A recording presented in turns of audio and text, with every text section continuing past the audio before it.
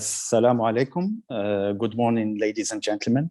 I am Hicham El Khaoudy, and I look after the GTB Global Transaction Banking at FAB for the Middle East and Africa. And I am extremely delighted today to be basically moderating the first live session of GTR in KSA. I am also very honored to be joined by, I would say, our two VIP panelists. His Excellency Saad Abdulaziz AlKhalb, and who is the CEO of Saudi EXIM Bank, and His Excellency Hani Salem Sonbol, CEO of ITFC, the International Islamic Trade Finance Corporation. Good morning, dear gentlemen, and thank you for being with us in this session. It's a pleasure for me and an honor to moderate this panel today. Thank you. So I would really would like, we have half an hour, and I would like to go straight to the points, because I am sure the audience will be interested to hear what's happening in this space of supporting the trade, and especially on the non-oil aspect, and all the changes that are happening in the region, and especially in KSA. So I will start with Your Excellency, Mr. Saad, from Saudi EXIM Bank. The first question is to you. So since being launched last year, Saudi EXIM has approved nearly $2.2 billion in lending to non-oil exporter.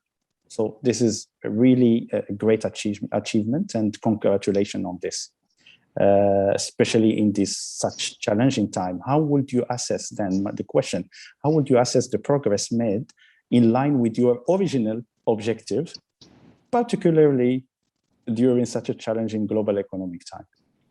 Your Excellency, Mr. Saad. Thank you. First of all, I would like to welcome all the audience through this virtual channels. Ladies and gentlemen, good morning, good afternoon, and good evening. Depends on your time zone. I'd like to thank you, Hicham, for this great introduction about Saudi EXIM and Saudi economy. Thank GTR and FAB for this putting up this session for Saudi EXIM and ITFC to explain where we are and how we're going to do our business. Yes, was a great journey for Saudi EXIM Bank. We started in February 2020, so almost a year and a half plus old bank. And since it started, we started doing the financing at the same time as the saying, we are patching the plane while we are flying or taking off. We financed over we approved the request for over 2.3 billion US dollars for 89 financing requests, which contribute directly for Saudi export to reach various regional and global markets across more than 51 countries. Of course, Saudi EXIM Bank does not work alone. We do financing directly and use our partners. And number one partners that we will use is the ITFC, utilizing their skills, capabilities, experience, and wide knowledge. In addition, we have a partner, SIDF, and other commercial bank. Our ultimate objective is to contribute to the development of Saudi non-oil export, as you have rightly mentioned at the beginning of the session, and to increase its shares from total non-oil GDP to 50% by 2030. The baseline was measured in 2016, it was 16%, and last year we reached 23%. So that's the growth over the last 4 years. We are confident this figure will continue to grow. There is Saudi EXIM is one of the enablers, but there is multiple enablers growing in industrial revolution in Saudi Arabia, and growing in providing a new product and service, because we do support product and services too. In addition, encouraging various commercial and other financial institutions like ITFC to support exporter through providing some additional tools like insurance and guarantee. Thank you. Thank you. Thank you, Your Excellency. Very informative response to the question, and also very interesting to see the growth from 16% to 23% in that specific point of time. It's really a great achievement. My next question will be to Mr. Hani Salem Sonbol from ITFC.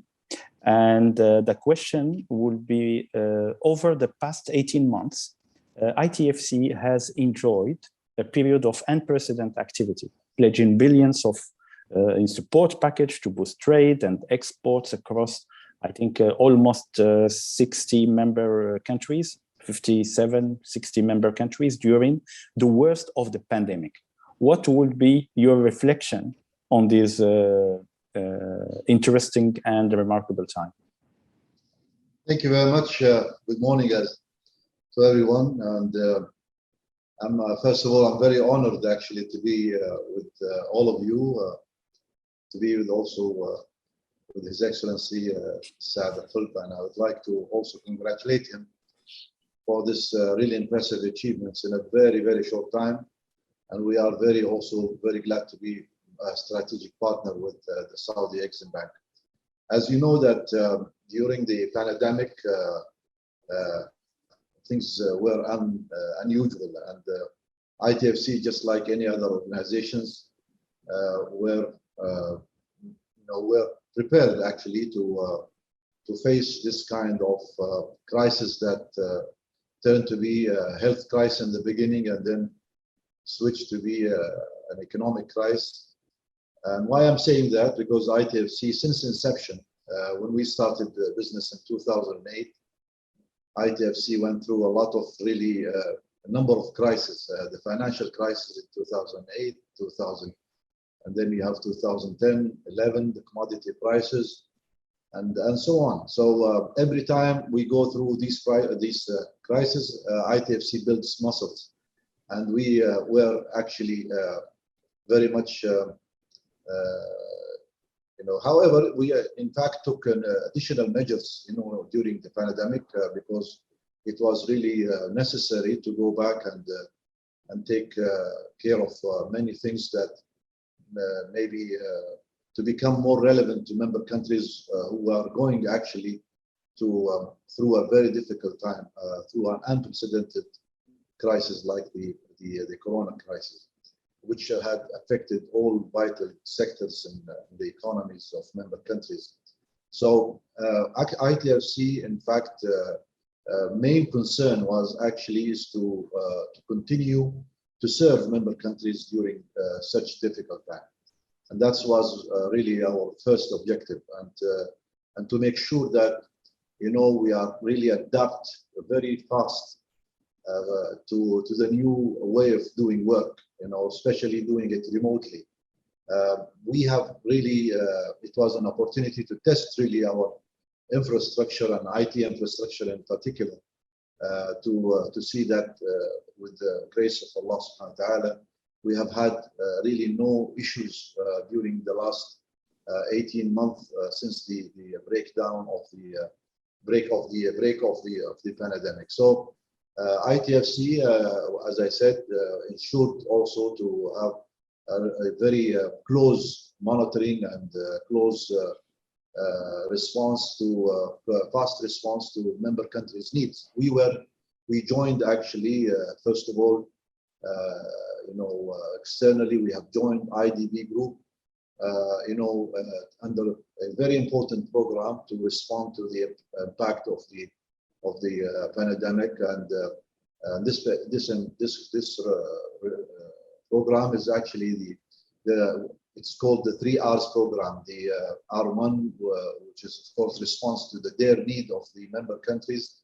R2 is of course the recovery, and R3 is the restart. So we are now about to embark. We just embarked into the second phase, which is R2. Recovery phase, because I think we have also played a very important role in R1 in providing important commodities. We provided medicine, medical equipments. We helped in also raising awarenesses through the digital webinars and so on. So we were actually very active in R1, and now we have already started with our partners to really embark into the R2, the recovery, taking into considerations the different in the work environment in many countries and the readiness of these countries really to respond to our programs. However, we have, of course, as you all know, the program was $2.3 billion, and that program, of course, ITFC, contributed to almost close to 1.2 billion out of the whole package. And we also we are very keen to have more synergy with the rest of the entities in the group, so that we can provide or maximize the impact on member countries. Internally, we have really revisited our strategy, and we felt that we found out that the strategy is still valid. However, we needed to realign and redirect some of the areas, tackling new sectors. We wanted to focus on sectors like the health sectors for the first time, and also the tourism sectors, because most number of member countries, they have really suffered greatly from the pandemic. Maybe these sectors were one of the most really impacted ones. So we were actually doing the revisiting and realigning to go back again and make sure that we continue to serve member countries at this time. We came with a very important initiative, which is called Plan Ahead. We wanted to be supposed to look forward for the future and make sure that we have actually an organization that is relevant to the future look of the future needs of member countries. And that's why we have introduced a number of products and that will serve member countries, especially in the area of digital transformation, where I think this is the most needed, especially in member countries that lack actually the right infrastructures to join the world in this very big transformation. So we have started many programs, and of course we are very, very proud to say that we have succeeded in R1 and R2, and now we have succeeded to keep also our organization resilient to all these impacts during the pandemic. Thank you, Excellency. Very interesting. I can actually confirm personally, with so many years of experience, I have noticed actually a lot of activities in ITFC during the pandemic. So confirming really your point about your IT, how they took the challenge during these times, and I can confirm that the visibility of ITFC was remarkable in the last, I would say, couple of years. Having a first-hand experience on that, so I really confirm. So, Your Excellency, you touched to actually the next question I wanted to ask, which is what are the present, or if you can tell us, and this is addressed to Your Excellency Saad AlKhalb as well, the present product suite in terms of products that are presently live, and which ones are likely to be launched over the coming months and beyond. So you touched about the different recovery. You touched about actually going from the basic needs to now the recovery elements, and then more enablement aspects like digital. So these are all interesting, I would say, pillars in your development. From Saudi EXIM side, what are the existing, I would say, products and services in the non-oil that you are looking at, Your Excellency Saad, and also what are the future, where you see the future in the coming, I would say, months and beyond? Thank you, Hicham. Excellent question. As you might be aware that Saudi EXIM Bank is supported by very strong capital of $8 billion. We are working on to currently most of our financing products are available from plain vanilla working capital to a more structural buyer credit, pre-export, import financing, and other direct financing products. We are launching now financial institutions credit lines for financial institutions. So FAB interested will be more than happy to provide this credit lines. I'm coming next month. I'm coming to Saudi, so I'll definitely most welcome. And in the, of course, as you might aware that in export there is a plain vanilla and there is a structural product. So if there is an exporter requested a very structural product, we'll be more than happy to tailor it. We have the existing capability within the bank and or through within the partner like ITFC. In addition to the financial institutions credit lines that we will launch, hopefully, we are actually in the process of final signing up with a few international banks that will enable them to provide financing facility to the importer from their countries to support export in Saudi Arabia.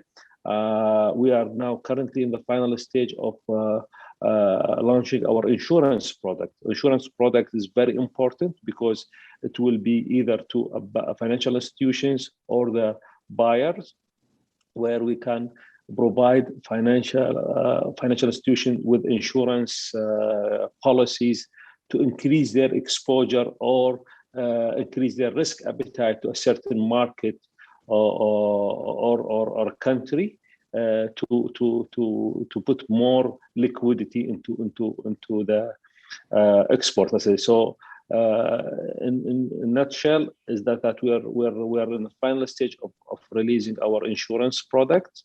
We signed with ISIC, the sister company to the ITFC, during last month, and we are now in finalizing the final financial institution coverage policy, credit policy. Hopefully, will be launched in the next few weeks. Okay, thank you, Your Excellency. And one question to our both panelists is: what is the demographic of the companies that, in terms of industry sector, company size, of the companies that are presently making use of the products in your respective organization?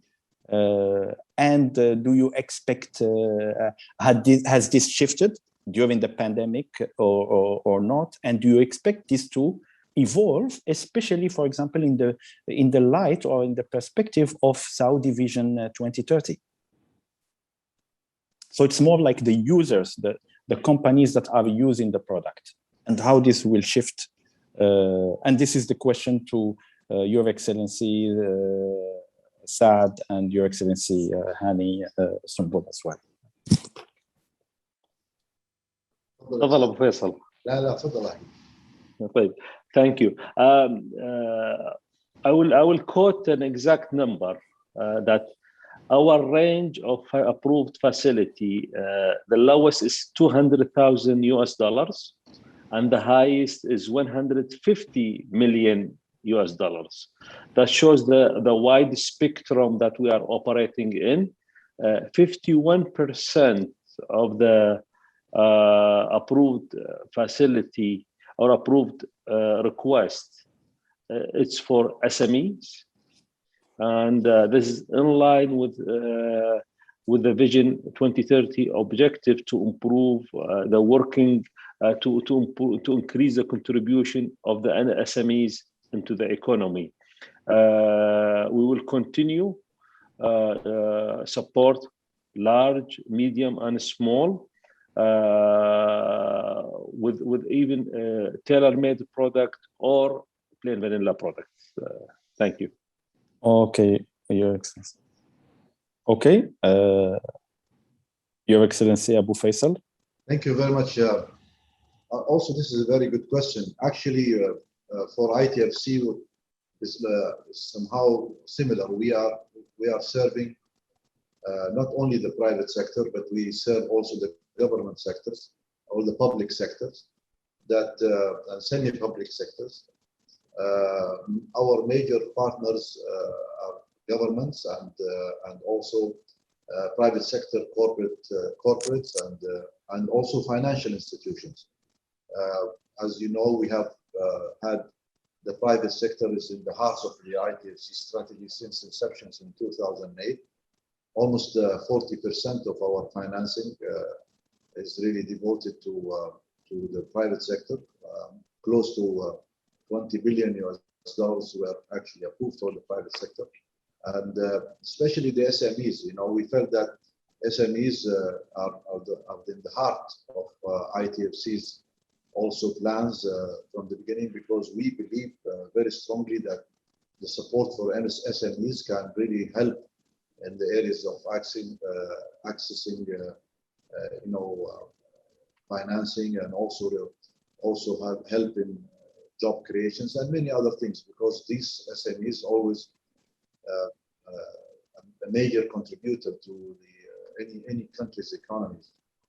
Constitute maybe more than 80% of the economic tissue in member countries, contribute to 60 to 70% of the labor of the source of labor in our member countries, especially in the LDMCs.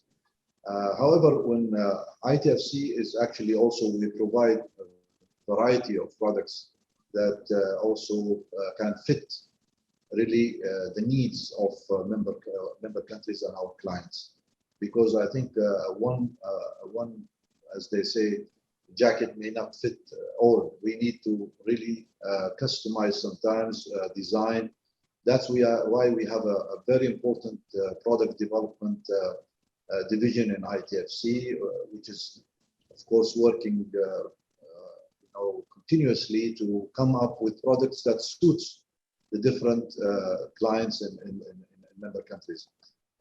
Many believe that there is only, in Islamic finance, there is only murabaha financing, but this is in fact, this is not really correct, because we have a big array of really of financing products that can serve even different sectors. You know, now we are, I know that we are coming up also with a new product which is called the Istijrar for the financing electricity, for example, and we of course we have this will, in addition to what ITFC already produced in the last few years, naming, for example, the Islamic discounting, the LC confirmation, and commodity murabaha, and other of course important products to serve member countries. Of course, the line of financing will remain one of the main tools to really support the private sector and SMEs in particular. But we discovered that financing alone is not going to work with member countries' development needs, and this is a fact.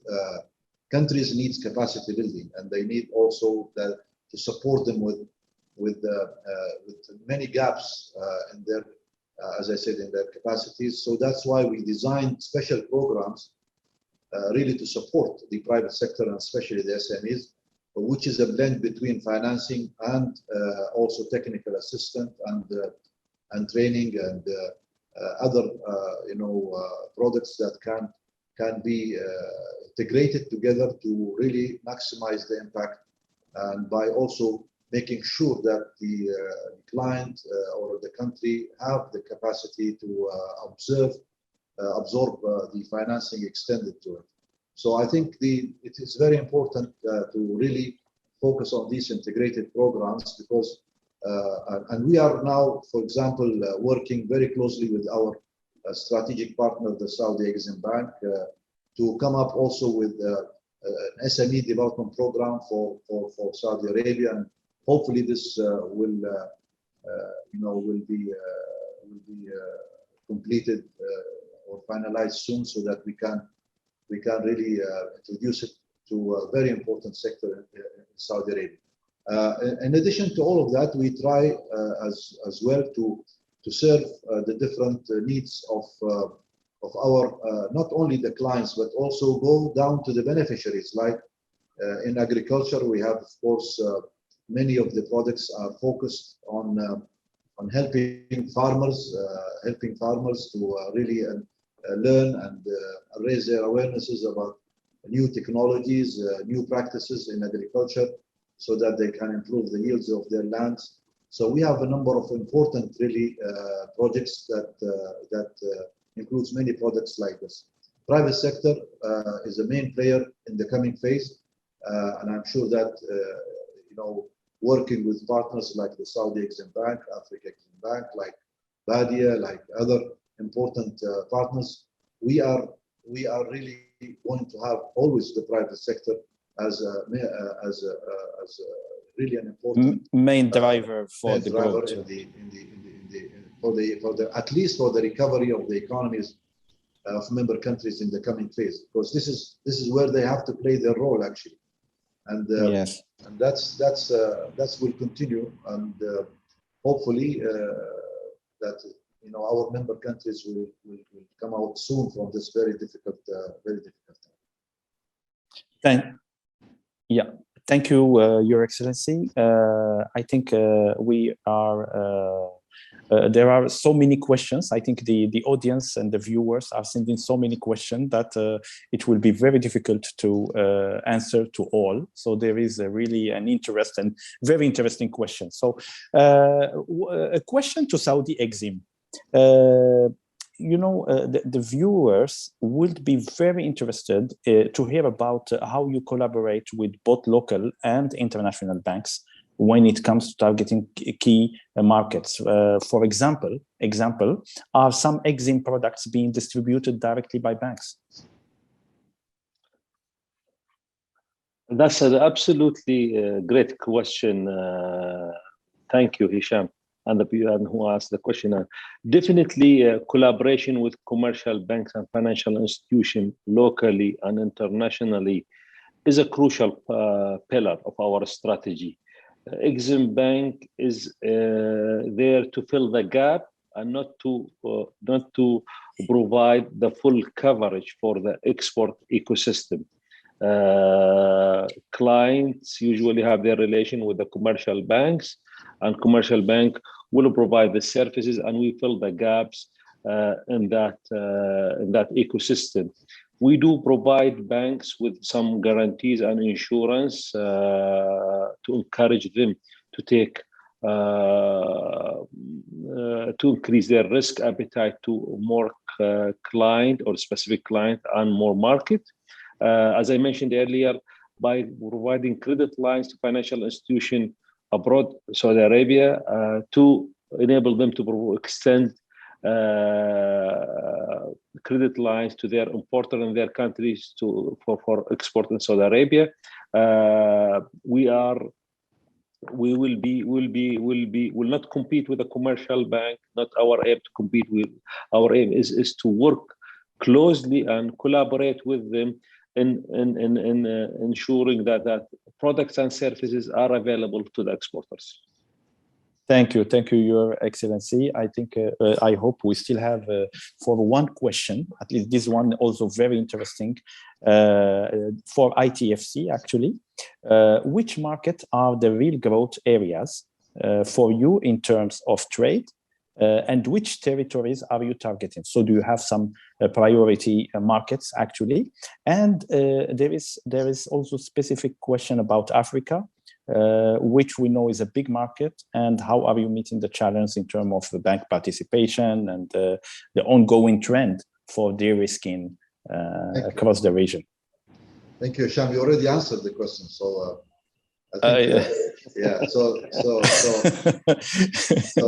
So let me just say that ITFC serves, of course, 57 member countries, and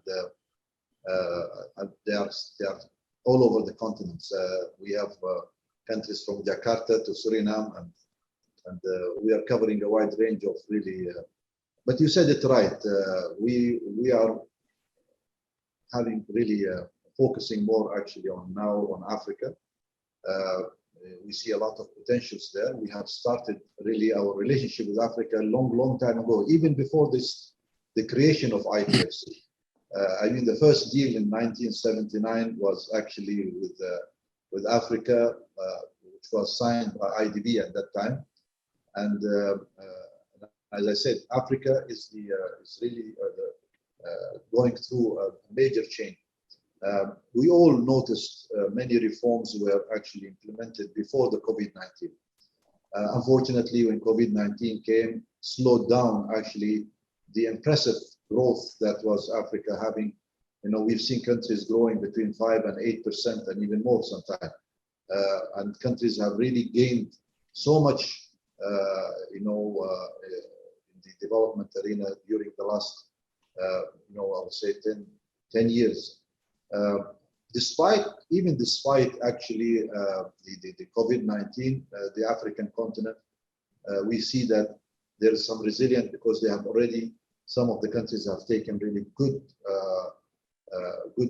really steps to really enhance and strengthen their economies.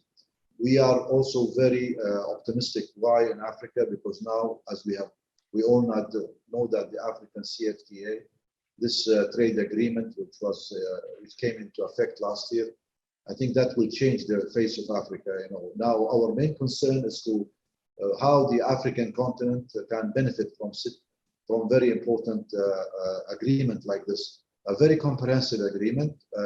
It is the largest agreement maybe since the establishment of the WTO. And I think what our concern now is to raise the capacities. We are working very closely with the Secretariat in Africa, the CFTA Secretariat, to see how we can support member countries to really fill the gaps and benefit from this experience.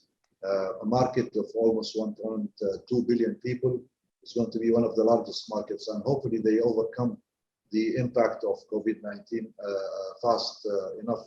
As well as, of course, we have very good partners in Africa. You know, we have BADIA, we have Africa EXIM Bank, we have close relationship with the African Union, UNICA, and we have also a big list of financial institutions in Africa.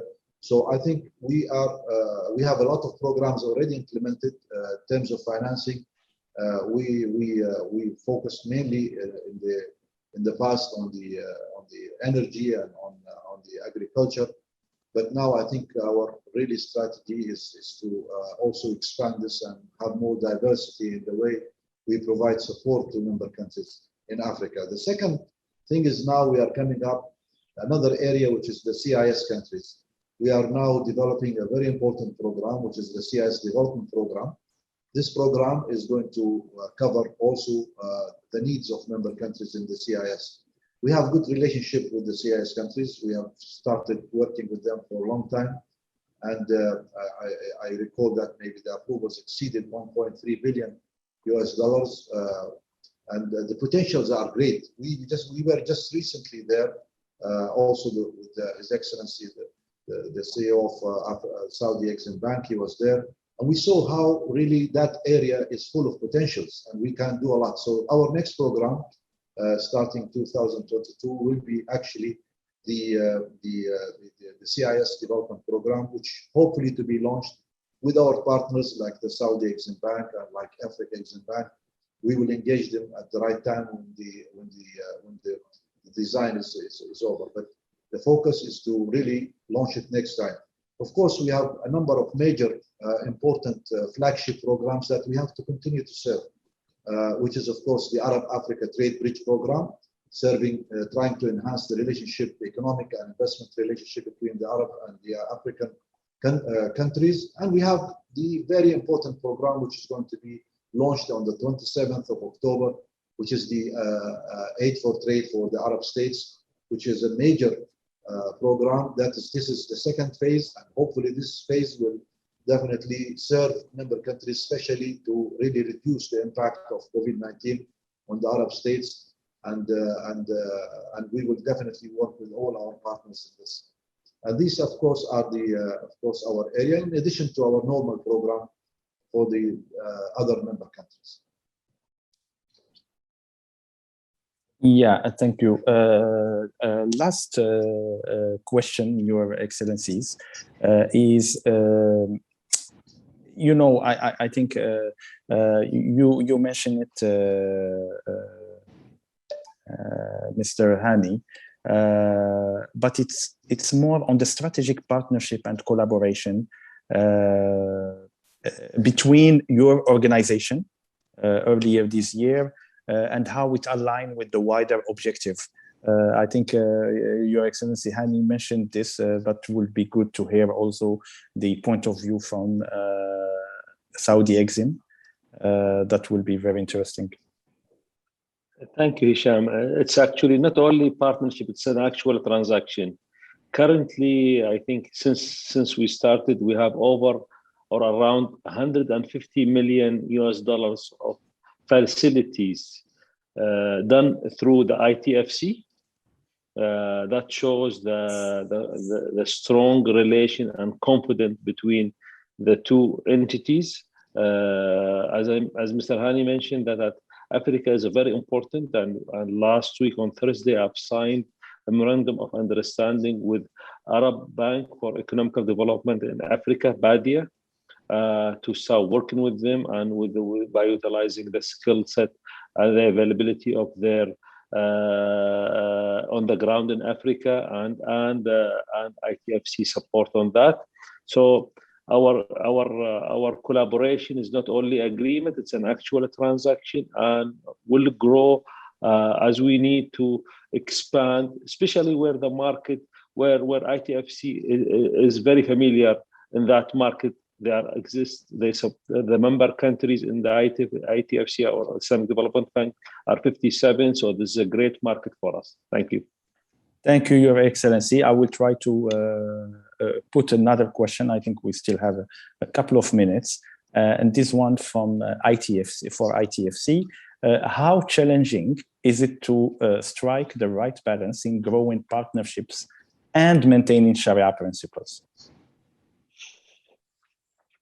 Yes, it is a difficult question, Hicham. Yes. Balancing is it's not an issue actually for us. I think we have been working with a long list of partners, and each partner have their own policies and procedures, and they have their own financing terms and conditions.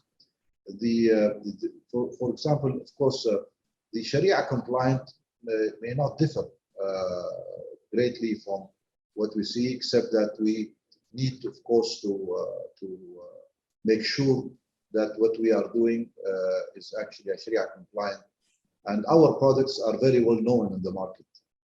So that for partners that do not have a Sharia compliant, usually they accept the terms and they accept the legal agreements that is really provided to them.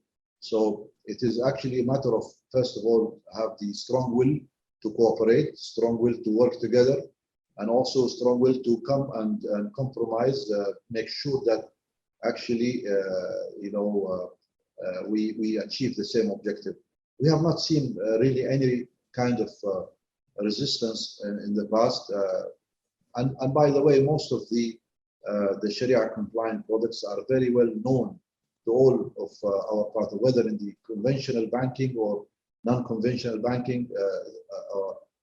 That is very well known, and it has been practiced for a long time. That's why we don't limit our really partnership only with those institutions which provide Sharia compliant, but also make sure that those partners which accept really our terms and conditions and financing agreements, that they are actually they find it very useful to deal with an institution like Islamic banking. Has been here for more than 4 decades now, and I think it is shown that the Islamic banking is one of the strongest resilient actually systems that can always, alhamdulillah, to really face all kind of crises and issues. An asset-based system will always be very visible. So we don't have really issue that even with the banks, financial banks all over. As you know, we deal with banks in Europe, we deal with banks in Africa and Asia. So we don't have really this kind of and they are very cooperative, really, and sometimes, and of course, realigning with our terms and conditions and with our legal requirements. So I don't think there is a challenge actually is faced to stop this kind of cooperations between. And we have many examples to give, on this.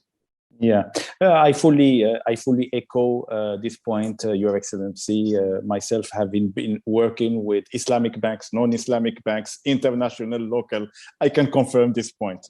And look, that was a great session for me. It was very informative. I would have loved to be more, and there are so many questions. It was very engaging from both ITFC and Saudi EXIM. And on behalf of FAB, JTR, the audience, I really thank you for your insightful, I would say, interview and panel. Thank you very much, Your Excellencies. Thank you. Thank you all. Thank you. Assalamu alaikum. Assalamu alaikum. Assalamu alaikum.